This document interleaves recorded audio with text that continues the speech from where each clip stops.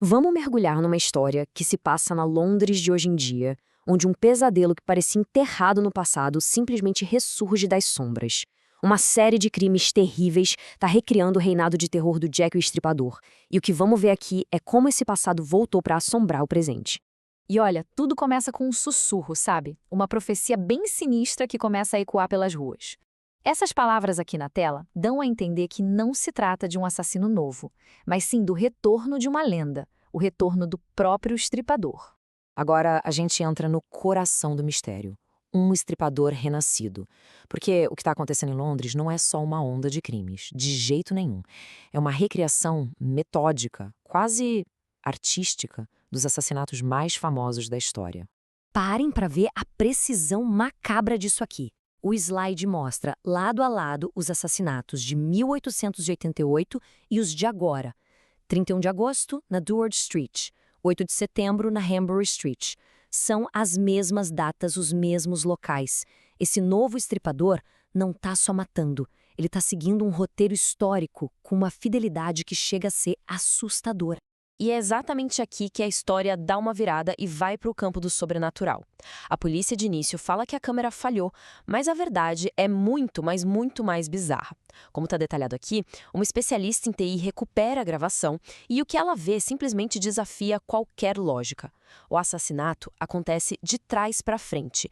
As feridas se fecham, o sangue volta para o corpo. Isso não é coisa de um imitador qualquer. Tem algo impossível, algo antinatural acontecendo.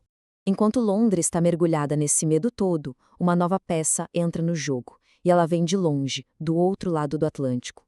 Uma americana está prestes a desembarcar, sem fazer a menor ideia de que o destino dela vai se cruzar com o terror que está tomando conta da cidade. Olha só esse contraste. De um lado, o calor úmido, os pântanos da Louisiana. Do outro, o frio, a névoa e o silêncio pesado das ruas de pedra de Londres. É nesse mundo completamente novo que a nossa protagonista, a Aurora, Rory Devereux, se vê totalmente deslocada. Então, essa é a Rory, uma estudante americana cheia de sarcasmo, sabe? Começando o seu último ano num colégio interno super tradicional. Ela chega esperando ter que lidar com sotaques diferentes e tomar chá. Mas em vez disso, ela dá de cara com o epicentro da caçada a um serial killer. Uma completa forasteira numa cidade que está à beira de um ataque de nervos. A vida em Wexford. Por fora é um internato de prestígio daqueles de filme, cheio de história. Mas por dentro virou uma panela de pressão de dramas de adolescentes. E agora está fervendo com um medo que não para de crescer, à medida que a sombra do estripador chega cada vez mais perto dos portões. E é lá em Wexford que ela conhece as figuras principais da sua nova vida. Tem a Jessa, sua colega de quarto gente boa, o Jerome, um monitor charmoso que é obcecado pelo caso do estripador, e a Charlotte, a rival e snob. Cada um deles vai ter um papel fundamental no mistério que está só começando. Com o pânico se espalhando pela cidade, os portões de Wexford se fecham. A escola, que deveria ser um lugar seguro, acaba se transformando numa espécie de gaiola de ouro.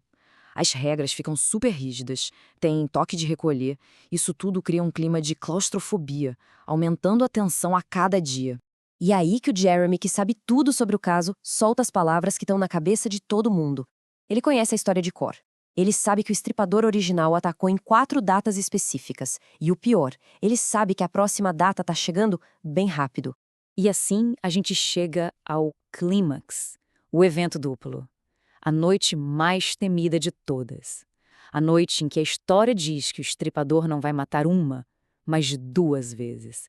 O slide aqui nos lembra do que aconteceu no passado. Lá em 1888, o Jack, o estripador, chocou todo mundo ao matar 2 mulheres em menos de 1 hora.